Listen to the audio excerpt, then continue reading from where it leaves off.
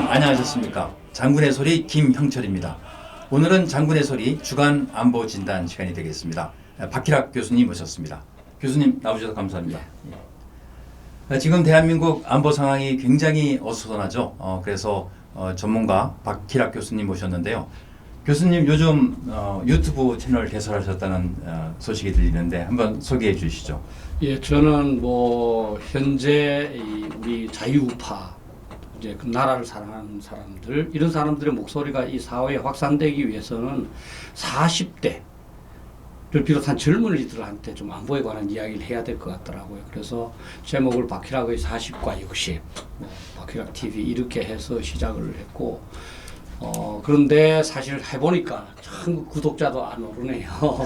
그래서 제가 이제 그 유튜브계의 EBS다. 그래서 그게 좀 전쟁이란 무엇인지, 또 전략이란 무엇이고, 핵전쟁이란 무엇인지, 그런 이론적인 사항을 좀 많이 포함시키고 있습니다. 그래서 여러분들께서 이미 다 알고 계시는 사항이지만, 그래도 한번 그 근본적인 이론, 또는 어떤 그 원리, 이런 것도 이제 아는 것이 이런 시대 상황이나 이런 거를 그 즉각 이해하는 것보다 조금 더 필요할 수도 있으니까 좀 관심을 갖고 박희락 TV, 박희락의 40과 60을 좀 시청해 주시면 감사하겠습니다.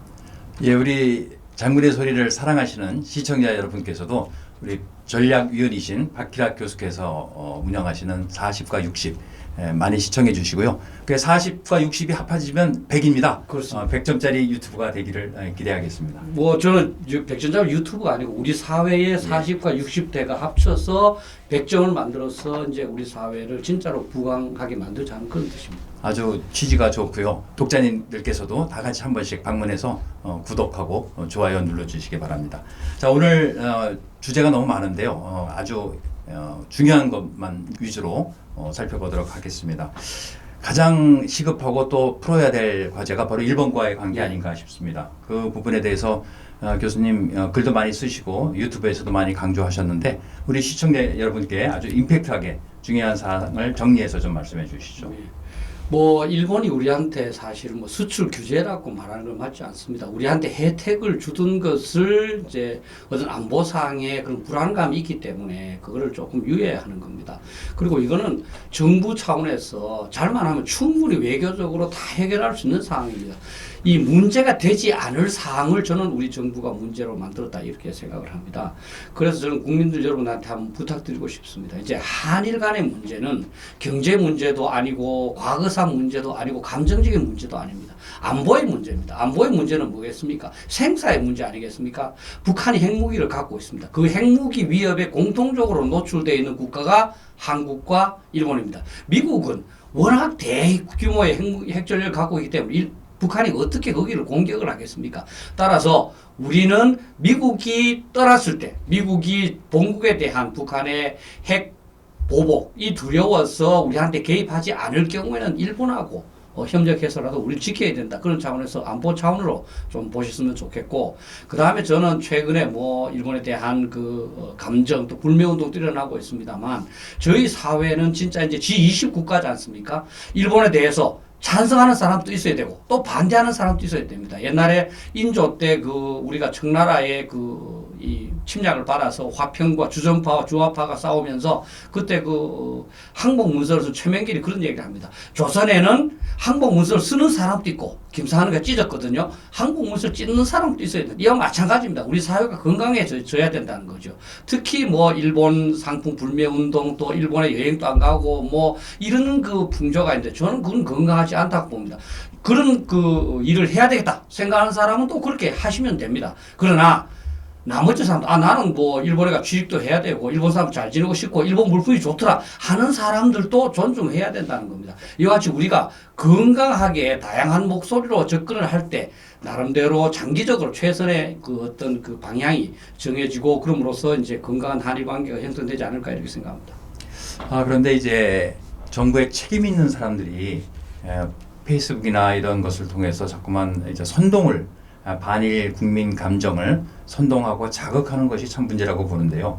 그 점에 대해서는 어떻게 생각하십니까? 예, 그 점에 대해서는 여러분들이 또 이제 고리타운 이론을 말씀하신다고 여러분 싫어하시겠지만 이 클라우제비츠라는 사람은 이제 전 세계적으로 전쟁에 관한 그 가장 깊은 이론을 개발한 것으로 이렇게 이제 숭상받고 있고 모든 군인들이 전쟁론이라는 그의 책을 봅니다. 그 책 속에 삼위일체라는 게 있는데 그 전쟁에 이기기 위해서는 정부, 그 다음에 군대, 국민이 삼위일체가 돼야 된다는 거죠. 거기에서 국민을 뭐로 표시하느냐 하면 국민의 가장 특징은 감정적이다 하는 겁니다. 그래서 진짜 막 적개심으로 적도 싸우기도 하고 또 사실 반대로 이 겁이 나서 회피하기도 한다는 겁니다. 그런데 정부의 가장 큰 덕목은 그 클라우제비츠는 이성으로 두고 있습니다. 그래서 국민들이 감정적으로 움직일 때 그것을 억눌러서 하지 않을 전쟁을 하지 않고 진짜 어렵더라도 해야 할 전쟁을 하는 거. 이게 정부가 해야 될 일입니다. 그런데 우리나라의 정부 또는 정부에 있는 좀 고위층이 오히려 국민들의 감정을 부추기는 그 SNS를 하고 그런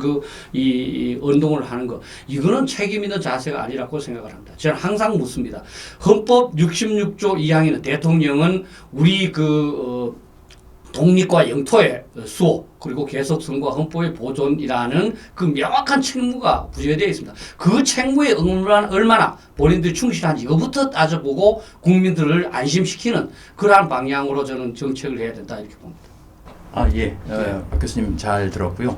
다음 주제는 이제 러시아와 중국이 연합 편대를 구성해서 우리 카디즈를 침입하고 러시아의 A50 항공기는 우리 독도 영공을 침범했습니다. 그거 관련해서 언론에서도 질타가 있고 관심이 있는데 그 분야 한번 또 대담을 좀 나눠보시죠. 예. 저는 이번 사태를 굉장히 중요하게 봅니다. 어떻게 보면 그 냉전에서 우리 미국을 비롯한 자유진이 이겼지 않습니까? 예. 그런데 이것이 새롭게 지금 이 중국, 러시아, 과거 이제 공산 정권이 다시 규합을 해서 이 자유민주주의 체제 질서를 파괴하기 위해서 도전하는 게 아닐까 이런 생각이 들었어요. 사실 사회주의하고 공산주의는 뭐 말이 좀 다릅니다만 공산주의는 어떤 사회주의로의 이행을 자연에 맡기지 않고 무력을 통해서 촉진시키겠다는 거거든요. 예. 그것이 일단 이제 이 소련의 붕괴가 끝난 것 같지만 요즘의 모습은 새로이 도전하는 거 아닌가. 그리고 이제 미국이 이제 그 인도 퍼시픽 스트래티지로 여기에 이제 대응하려고 그러니까 거기에 대해서 가장 이제 첫 번째 위크 포인트가 이쪽 한반도라고 생각하고 거기를 한번 테스트하는 것 같다. 그래서 이제는 크게 보면 세계에서 새로운 만약에 신냉전이 진행되고 있다고 본다면 우리는 거기에서 어느 편을 선택을 하지 않을 수 없는 상황이다. 근데 우리는 또 미국하고 동맹관계를 맺었습니다. 어쩔 수 없이 미국 편에 들어가야 됩니다. 따라서 이제는 우리가 편을 확실히 해야 될 때다. 또 한 가지는 현 정부 들어서 좌고우면하는 그런 외교 정책으로 말미암아서 굉장히 우리를 만만하게 보는 것 같습니다. 뭐 예를 들어서 처음에 러시아는 처음에는 조금 사과하는 듯 하다가 그 다음에 그런 일도 없다. 뭐 사과도 안 하고 이랬지 않습니까? 그거는 우리를 너무 만만하게 보는 거거든요. 따라서 이들한테 우리가 만만하게 보인 실수를 조금 반성을 하면서 이제 작은 고추가 맵다 하는 우리 영토를 어떤 식으로든 우리가 수호한다는 조금 그 매서운 맛을 보인다는 그런 결연한 마음가짐을 가져야 할 타이밍이 아닌가 이렇게 생각합니다. 예. 말씀 중에 이제 연합편대군을 형성해 온 것이 저는 굉장히 마음에 걸립니다. 공군 출신으로서 타국 즉 제 3국과의 작전을 하기 위해서는 사전 치밀한 준비가 필요하거든요. 근데 중국과 러시아가 공중에서 비행기가 떠서 아주 뭐 우연히 만난 것이 아니라는 거죠. 이것은 미리 시간과 장소와 고도를 다 정해놔야 됩니다. 즉 4차원적인 문제고요. 또 거기에 조기 경보기까지 넣었다는 것은 그 상황 파악을 아주 철저히 해서 비행을 하겠다는 결연한 의지가 있었다는 것이죠. 그리고 거기에 참여했던 항공기 기종이 핵무기를 장착할 수 있는 전략 폭기라는 점에서 문제의 심각성이 크고요. 또 카디즈를 전혀 인정하지 않죠. 러시아, 중국은. 앞으로도 이런 일은 이제 빈번하게 일어날 거라고 생각하는데 그래서 한미동맹이 다시 잘 복원이 돼야 되지 않겠느냐 이런 생각이 듭니다. 우리가 참 한미동맹 강력한 전 세계에서 가장 그 부강한 국가하고 굉장히 긴밀했을 때는 뭐 중국이나 러시아 우리를 얕보지 못했죠. 그 관계가 균열돼 있다고 보기 때문에 저렇게 얕보는 겁니다. 그래서 우리가 뭐 현 정부는 말로는 뭐 한미동맹 공고하다 그러지만 사실 미국하고 긴밀하게 협력하는 게 뭐가 있겠습니까? 협조하는 게 사실 우리 국방부 간에 이제 설치되어 있는 뭐 확장제 전략위원회 그것도 거의 개최하지 않거든요. 따라서 한미동맹을 가장 강화해야 된다. 그리고 저는 이제 뭐 우리가 사격도 하고 그랬다고 그러는데 우리 또 이제 김영주 장군님께서 또 공군 참모차장님까지 하셨으니까 사격하면은 그런 게 다 기록되지 않습니까? 예. 우리도 한번 좀 공개를 할 필요가 있지 않나요? 글쎄 말입니다. 이제 러시아가 공중 상황을 공개를 했지 않습니까? 근데 우리는 사격도 하고 다 했다는데 러시아는 사격한 적 없다고 이제 예. 주장을 합니다. 그러면 이거 CCBB를 가려야죠. F-16에는 DVR, 디지털 비디오 리코더가 있어서 조종사가 전방을 보는 그 장면이 항상 녹화가 됩니다. 그리고 사격하면 사격한 장면이 그대로 다 나오기 때문에 이제는 우리 국방부 또는 청와대에서 그 영상 자료를 공개를 하고 당당하게 얘기를 해야 됩니다. 그 다음에 러시아 무관부에서 와서 사과를 했다는데 저도 무관을 경험을 했습니다. 무관들이 주재하는 나라의 국방부나 또는 기관에 들어가서 얘기할 때는 절대로 개인적인 의견을 얘기할 수 없습니다. 분명히 러시아 본국으로부터 지침을 받고 얘기를 했을 텐데 그 얘기와 무관의 얘기와 전문 내용이 다르다는 것은 있을 수 없는 거거든요. 이 부분도 반드시 한번 살펴봐야 된다고 저는 생각합니다. 그렇지만은 우리 공군 조종사들이 출동을 해서 식별을 하고 또 경고를 하고 차단 비행을 하고 위협 사격을 한 그 부분은 아주 잘 됐다고 생각하고요.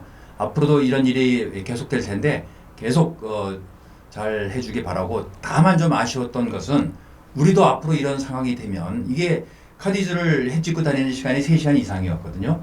그럼 우리도 조기 경보기를 같이 띄우고 또 공중 급유기를 띄워서 아주 작전을 철저하게 할 수 있어야 되고, 또 하나 이제 고려해야 될 것은 바로 연합편대군을 구성해서 들어온 이상 우리도 연합편대군을 그렇죠. 만들어야 된다. 즉 미군이 오산에 비상대기를 시키는 전력이 있기 때문에 한미 공군이 이 부분을 강화를 해서 저쪽에서 공동으로 연합으로 우리 카디즈를 침범을 하면 우리도 한미 공군이 연합으로 대응을 하는 것이 어떻겠는가 하는 생각이 들고, 군사 전략 차원에서 상당히 중요하고 필요한 부분이라고 생각이 됩니다.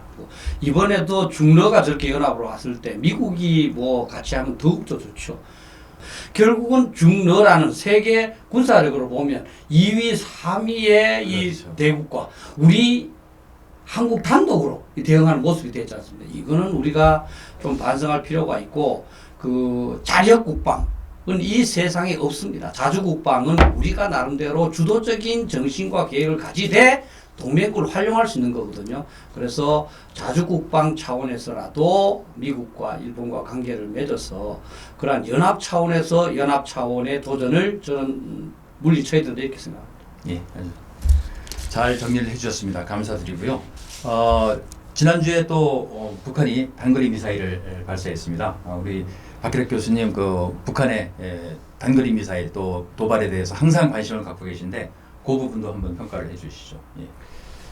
지금 지난 5월 4일과 9일에 쏜 다음에 77일 만에 이제 쐈는데, 그 새로운 신형 전술 유도무기라고 북한은 얘기합니다만 우리는 이제 이름을 KN-23으로 이름을 붙였습니다. 근데 그거는 대부분의 전문가들이 그 러시아가 최근에 개발한 이스칸데르 미사일과 유사하다 이렇게 봅니다. 그 이스칸데르 미사일은 러시아가 90년대부터 시작을 해서 2000년대 초반에 2004년도에 시험 평가를 해서 완전히 됐다 하고 2010년도에 이제 여단까지 창설해서 전력화한 무기입니다. 근데 이 미사일은 발사를 하면 바로 공중으로 올라갔다 그 다음에 이 낙하한 다음에 거의 저공으로 수평 비행을 하다가 표적 상공에서 갑자기 또 도약을 해서 표적을 공격을 합니다. 따라서 이 미사일 방어망이 듣지가 않습니다. 그래서 지금 유럽 국가, 특히 이제 독일이 많은 관심을 갖고 있는데, 유럽 국가 미국이 이 이스칸데르 미사일로부터 유럽을 어떻게 지킬 것이냐에 대해서 굉장히 고민을 하면서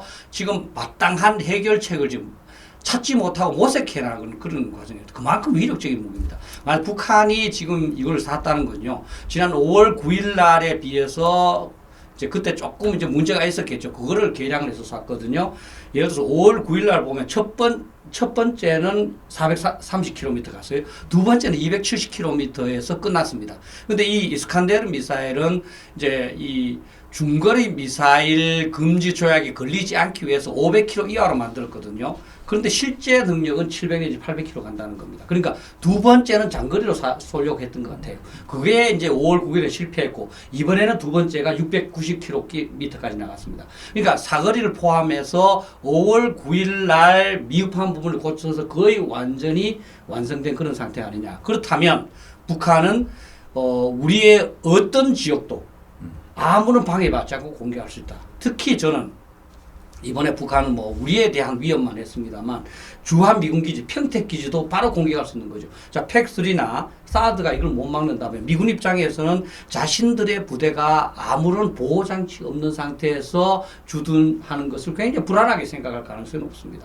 그래서 이게 있는 한 아마 주한 미군을 증대시키기는 저는 어려울 것으로 이렇게 봅니다. 따라서 우리한테 전략적으로 주는 그 영향이 굉장히 큽니다. 또 하나, 지금 우리가 지금까지 이제 뭐 지난 정부에서 이제 이 삼축 체계라고 그래서 선제 타격, 그 다음에 이제 그 한국형 탄도미사일 방어, 그리고 KMPR, 한국형 응징 보복, 이 세 가지를 했습니다. 한국의 응징 보복의 중요성이 더 드러나. 왜냐하면 앞에 있는 선제 타격과 탄도미사일 잘 안 되니까. 선제 타격 지금 이게 이스칸데르급이 고체 연료를 씁니다. 5분 내에 쏠 수 있습니다. 준비해서. 그렇죠. 예. 이때까지는 액체 연료니까 30분 정도 시간이 주어진다고 보고 이제 킬체인을 구상을 했는데 5분 내에 킬체인은 이건 거의 불가능하거든요. 따라서 북한이 공격을 하려는 명백한 징후가 있을 때가 아니라 북한이 이동을 시작했다든지 북한이 공격할 기미가 있을 경우에 이 공격하는, 이론적으로 이걸 예방 타격이라고 그러는데요. 그런 개념도 우리가 도입을 해야 되고, 그다음 탄도미사일 방어도 지금 일본이나 유럽 국가들과 같이 이 이스칸데르급의 미사일에 방어하는 할 수 있는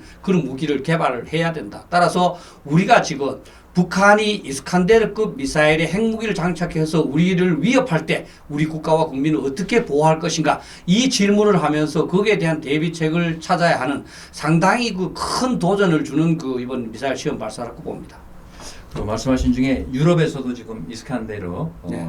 KN-23이라고 명칭한 이 미사일에 대한 방어책을 이제 마련하는 것 같은데, 이럴 경우에 우리도 같이 그런 개발에 참여해서 함께 공동으로 연구한다면 좋은 또 결과를 가져올 수 있지 않을까, 이런 생각이 듭니다. 예, 그렇습니다. 이제 뭐 우리 나름대로 하는 건 거의 불가능하다고 볼 수 그렇죠. 있고요. 그래서 선진국과 같이 하면서 예. 같이 자금을 제공을 하고 기술도 공유하고, 그럼 사실 그 자체가 또 나중에 우리 추가적인 그 기술 개발의 어떤 단초가 되는 거거든요. 맞습니다. 따라서 이런 거는 진짜 적극적으로 모색을 해야 됩니다. 그래서 이런 기회에 같이 동맹 범위도 확장시키고 또 비용도 적게 들여서 좋은 무기 체계를 개발할 수 있는 그런 우리 국방에 또 우리 안보에 확고한 의지를 좀 표명해 주시기 바랍니다. 자, 또 이제 마지막으로 문정인 특보가 주미대사 최종 후보군에 포함됐다는 보도가 나오고 있습니다. 그리고 동아일보 7월 23일자 사설에서 문정인 주미대사 카드, 지금 이 상황에서 뜬금없지 않나라는 제목으로 실렸는데요. 우선 문정인 특보가 대사로 적합하지 않은 이유가 지난 시절 그의 발언으로부터 찾을 수 있다는 것이죠. 우선 문정인 특보는 2017년에 북한 핵 미사일 도발이 계속되는 와중에도 5.24 대북 조치를 전향적으로 풀 수 있다, 이런 발언을 했고요. 한미 동맹이 깨지는 한이 있더라도 전쟁은 안 된다, 이런 또 발언을 했습니다. 또 평화협정 체결 후에 주한미군의 지속적인 주둔을 정당화하기는 어려울 것이다, 이런 발언을 했는데, 과연 이분이 주미대사로 간다면 어떤 상황이 전개될 것 같습니까? 그러니까 지금 아까도 이제 말씀드렸지만 지금 한미 동맹이 공고하지 못해서 중러가 우리 업신여기고 일본도 우리한테 함부로 하는 겁니다, 사실은. 그다음 한미 동맹과 가장 중요합니다. 그런데 한미 동맹을 가장 가볍게 볼 뿐만 아니라 기만적으로 접근하는 이런 사람들을 주미대사로 보낸다는 것은 우리 안보를 포기하는 것과 똑같습니다. 이 사람은 사실은 이게 자기 생각이 뭔지도 모르겠어요. 메일 탐 교환한 적이 있는데요. 전자권을 조기에 전환해야 된다고 뭐 자기 논문도 내한테 보내길래 제가 그러면 만약에 최악의 상황에서 우리는 어떻게 해야 되느냐. 그러니까 그 사람 저한테 답 메일을 보냈어요. 그거는 국방부가 알아서 할 일이 자기가 생각할 일이 아니에요. 진짜 저는 화가 너무너무 났습니다.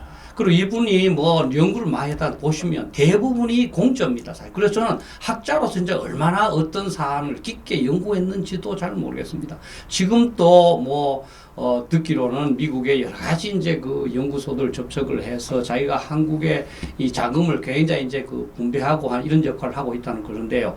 사실 저는 이 사람이 과연 한국 사람으로서 애국심을 갖고 있는지부터 저는 뭐 한번 따져봐야 된다. 이런 사람을 중미대사로 보낸다는 건 진짜 참 이게 위험한 그 결정이다 이렇게 보고 더욱더 우려되는 거는 현 정부에서는 무슨 고려한다 검토한다는 그대로 그냥 시행을 해버리더라고요.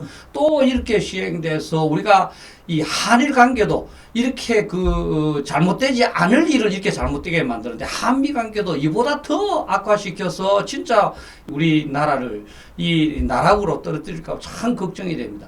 지금 우리가 어떻게 한말의 고종, 한말의 조선과 비교될 수가 있겠습니까? 그런데 여러분들 포함해서 많은 사람들은 갑자기 몇 년 사이에 우리가 한말의 조선, 그 다음에 현재 그 대통령 한말의 고종에 비교되고 있지 않습니까? 이거는 어떤 그 불가피한 상황이 발생해서가 아니라 이 현 정부를 이끄는 사람들이 잘못돼서 그런 겁니다. 근데 그 현 정부의 안보 정책을 이렇게 그 참상이라 그럴까요? 이렇게 이 잘못되도록 만든 그 사람 중에 한 사람을 중미대사로 보내는 건 참 곤란하다. 저는 차제에 외교부 장관을 진짜로 4강 외교에 관심이 쭉 경험 있는 사람, 통찰력 있는 사람은 좀 바꿨으면 좋겠어. 4강 외교 없이 어떻게 우리 외교가 살겠습니까? 네, 우리 박희락 교수님의 격정적인 분석이었고 토론이었는데요. 아까 문정인 교수와 이메일을 주고받으면서 전자권 전환에 관한 의견을 나눴다고 말씀하셨는데 제가 얼마 전에 전자권 전환에 관한 글을 쓰면서 대표적인 인사 두 분을 꼽았는데 그 한 분이 문정인 교수고 또 한 분이 지금 옆에 계신 박희락 교수이십니다. 아주 대비되는 글과 주장과 사상을 갖고 계신데 우리 박 교수님 항상 말씀하시는 게 안보는 단 1%의 가능성에도 대비하는 것이 정답이다. 그래서 굉장히 불합리한 것 같지만 그것이 국가 안보를 위한 합리적인 의사결정이다. 항상 그렇게 말씀하시죠. 그렇습니다. 예. 여러분들 그 개인은 또 마찬가지지 않습니까? 우리가 뭐 좀 다치고 있는 건 문제가 없습니다. 생명에 관한 부분은 얼마나 우리가 조심합니까? 그와 마찬가지입니다. 국가 안보는 이게 안보가 잘못돼서 누가 책임져 줄 수 있습니까? 예를 들어서 내가 전쟁 안 난다고 그랬는데 전쟁 나버렸는데 미안하다 말로 안 되지 않습니까? 그럼 내가 하나님한테 전화해서 내가 완전 전쟁 없던 상황에 원위치 해줄게. 그런 능력이 있는 사람은 전쟁이 없다 단언할 수가 있습니다. 그런 능력이 누가 있겠습니까? 그렇다면 누구도 전쟁이 없다고 단언할 수가 없고 책임질 수 있다, 책임지겠다 말을 할 수 없는 겁니다. 그래서 각 나라가 전 세계가 뭐 아프리카에 그냥 평화롭게 사는 나라도 전부 군대가 있는 이유가 그 때문입니다. 왜냐하면 전쟁은 만일의 사태에 대비하는 것이고 거기에 대해서 누구도 확신할 수 없기 때문에 언제 어떤 일이 일어날지 모르기 때문에 최악의 상태를 대비하는 것이고 그래서 모든 나라가 군대가 있고 지금 인류의 역사상 전쟁이 없는 때가 없었고 전쟁을 생각하지 않는 나라 또는 그 지도자가 없었습니다. 그래서 이것이 얼마나 그 전쟁에 대한 대비가 필요했으면 로마 시대부터 지금까지 나오는 그 가장 중요한 금원 하나가 평화를 원하거든 전쟁을 대비해라. 전쟁을 대비하지 않고도 평화를 보장할 수 있는 방법이 있으면 저한테 진짜 말씀해 주십시오. 진짜 제 전 재산을 다 털어서 그거 사겠습니다. 진짜 이 시간에 전쟁에 대비하지 않고도 평화를 보장할 수 있는 방법이 있는지 진짜 여러분들께서 주변에 한번 물어보십시오. 예, 오늘 정말 격정의 주간 안보 진단이었고요. 이제 7월을 보내고 있습니다. 8월 들어서 또 여러분 참신한 뉴 시스템으로 만나보겠습니다. 그래서 8월 한 2주간은 장군의 소리 방송이 안 될 텐데요. 우리 새로운 제작팀과 새로운 컨셉으로 여러분께 더 좋은 정론을 보내드리도록 하겠습니다. 오늘 장군의 소리는 여기서 마치겠습니다. 박 교수님 나오셔서 감사합니다.